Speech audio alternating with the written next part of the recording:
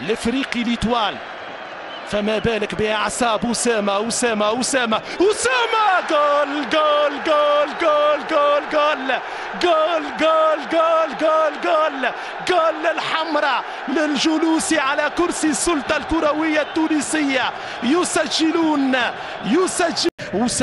أسامة أبرز لاعب تقريبا في تشكيلة ليتوال. ترجع الكرة من جانب جاك كامبي، طويلة ملعوبة، المحاولة، التحذير خطيرة من ياسين الشماخي.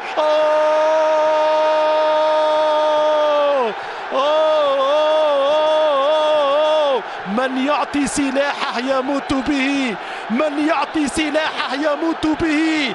الثعبان لدغته قاتلة، لدغة الثعبان قاتلة. شماخي الذي سجل في السابق 27 هدف بزي النادي الافريقي من 2017 ل 2022 يهدي هدف ثاني غالي وثمين بهدية من الحارس.